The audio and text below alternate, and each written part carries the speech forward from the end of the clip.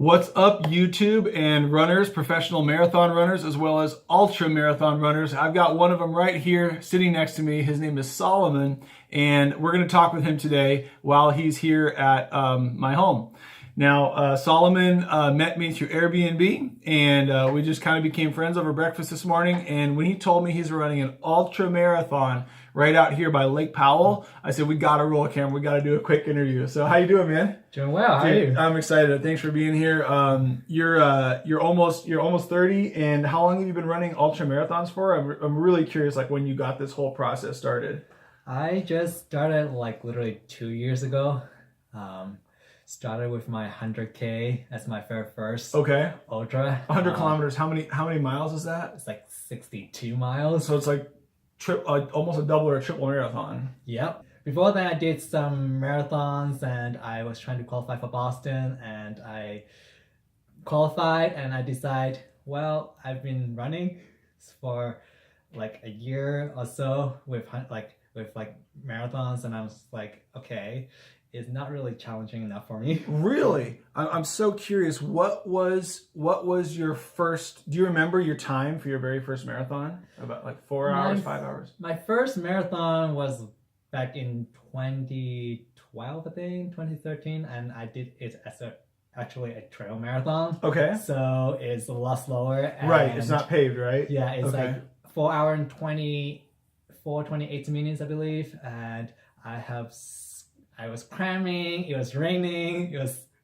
Oh my God! And it was raining on a trail. Raining on a trail, so and it's steep and it's muddy and it's slippery. So, and I was cramming up to mile 12, and I don't know how to feel at the time. So I was just like going on my 10K mode, which I was just past all the aid station and just go for it. And then by mile 16, I'm like, okay, I'm getting hungry and hungrier, and then I was like totally bonking at mile 20, and I walked past my last aid station. Okay, so did you finish and you just walked? I finished. Okay. I walked the rest of it, but the last. Well, I won't ask you. I won't ask your time then, because it's not relevant. It doesn't apply. But that's the 4 hour 28 minute one. So that's amazing. But yeah.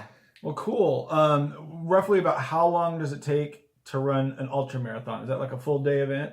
It's usually a full day event, and it all depends on the distance. Like if you do a 50 miler, you can do it in a day easily.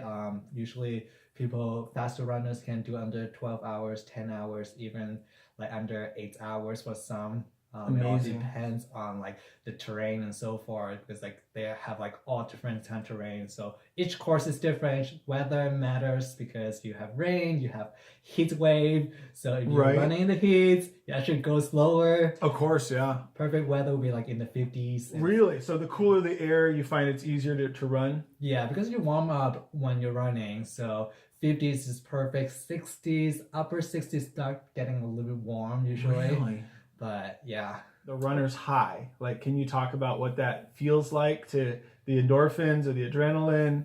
How does it kick in during the race? Or is there something you do when you're hitting the wall and you're like, oh my gosh, I don't think I can make it anymore, and there's no Gatorade station, there's no water? Is there something you do, like a mind trick to keep going? Yeah. I guess it probably goes to my, first 100 mile, which is actually my second ultra marathon race. Okay. So I skipped all my shortest distance, like 50K, 50 mile. I didn't do that until I finished my first 100 mile. And I would say I get the high usually around like mile 30 to 40.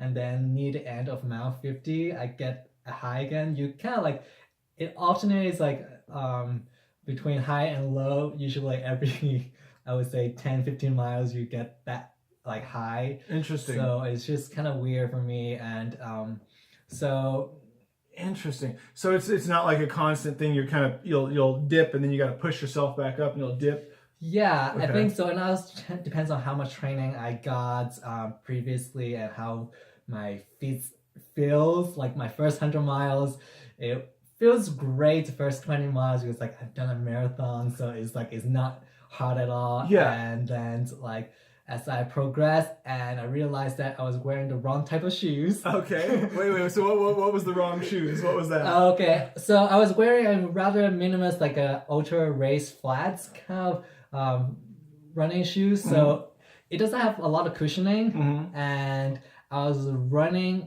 on primarily bike trail most of the times. Like the first beginning, like 20 miles of the race, the rest is trail, and then on top of that, from 20 to 30 miles on my first race, 100-mile race, it was all like granite bedrocks. So it was like hard, solid ground that I'm hitting on and running, pounding. Okay. So my feet was hurting. Okay. Actually. And then I'm really curious. You can go ahead and say the brand name. It doesn't matter. But what kind of shoe is your preferred footwear now? Right now, I like Brogue, just because. What's it called? Brooks. Oh, Brooks. Yeah. Okay. And they have running shoes? They have running shoes. Is it specifically for ultra marathon or marathon runners? Or just running in general? Running in general, they have ultra stuff. I'm not sure like which brand is specific for ultra, but it's just trail running shoes that I'm looking for. I'm looking for something that have more cushionings than I had previously, but still have good grips. And so yeah, it's a mix. I've tested a lot of different brand. I'm still trying out because is like the shoes really matters. You can get blisters if you don't have the right pair of shoes. Right. And then I don't want to go into too dark of territory, but when you're running, have you ever had that, you twisted an ankle and you had to keep going, or something went wrong and you had to get a pebble in your shoe or something? Luckily, I haven't had a twisted ankle during the race, but I have a lot of history of getting twisted ankle during my training run and then going to a race. Then I have still like healing from 2 weeks from a month ago. Oh my and gosh. like that's my first 100K. And you just push through it? You just do it anyways? Exactly. Wow. So, but instead, my first 100-mile race, what came worse is because of the hard, solid surface I had, my feet swell up.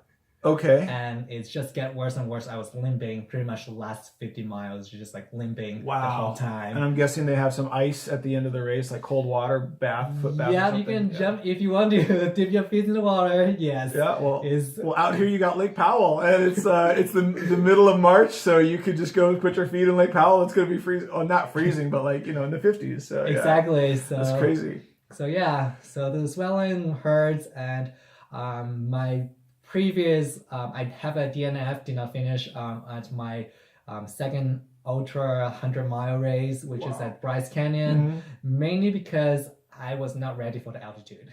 Okay. So. Wow. Yeah, that's a factor. Yeah. And what altitude are you usually running at normally?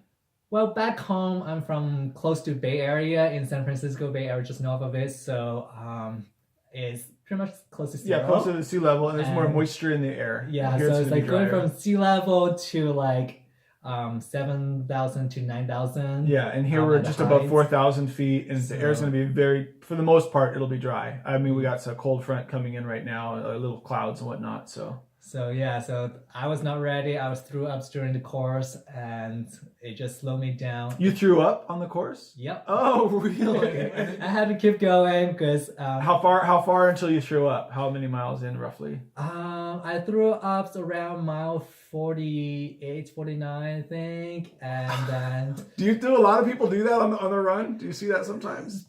Especially in the high altitude kind of race, because it's one of the side effects from being in the altitude is like you threw up. So then that brings me to another question.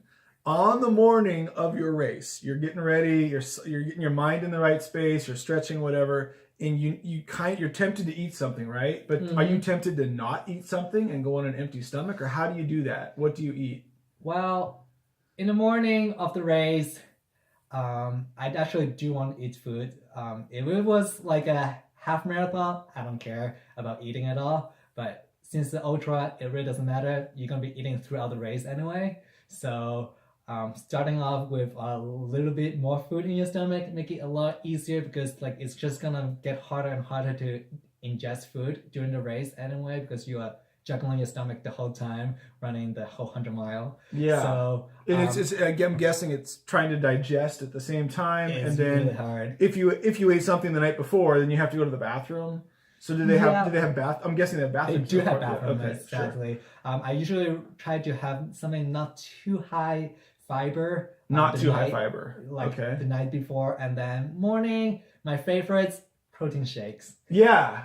So tell me about the protein shake. What do you like to put in that? I just go with like really just like Boat's House, like protein plus protein like shake smoothie Okay. they have, just because like So is it mostly the powder and liquid, or do you add some fruit or nuts? I don't or... really add anything. I just go buy a bottle from the store. Oh, I and see. then make it easier. Yeah, check liquid, it, instant. Yeah. just like so I don't have to That do makes a lot of sense. prep work. That makes or perfect nuts, sense. because like usually I just like stay overnight by the start line just so I can just wake up and show up to the start line, and minimal amount of prep will be best for me. Sure. So I can just like get ready and go and get as much sleep, because they're usually really early race. Like some race start at 4:30, 5 o'clock, and 6 o'clock for this coming one is a lot later than most of the races I have been to. Okay.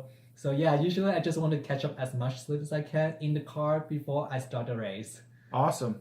So then my last question is, how do you expect to do on this coming race? Well, ideally, if I perform well, I would love to get under 24 hours. And then if not so well, maybe 28 hours and so forth. Final cutoff is 32 hours. I want to make sure myself finish under 30 or even under 29, since like previous 100-mile races I've done took me about like 29 hours, but that's also include all the kind of like crazy stuff that happens to me during the race that Wow. I was not expecting. So you're averaging around 4 to 5 miles per hour if you're doing really well. Exactly. And so we'll see how that goes, and I'm hoping to PR on this one just because this is a lot easier course than any of my previous 100-mile race. I'm sorry, what's PR? Personal record. Oh, okay. He's going for a personal record, you guys. So if Solomon is giving you guys some good information here and you're excited to see his race, give a like and a share on this video. I'm going to see if I can get some footage of the actual race when it comes in a couple days. You're watching my YouTube channel, The Tao of Adam, and this has been an awesome interview, hasn't it? Yes. Just thank you for being here. Check out the information below. I'll put some details here. If you're thinking about running a race, we'll just stay tuned to this channel. We'll see if we can get anyone else, any other ultra marathoners or extreme athletes on the channel. Thanks a lot.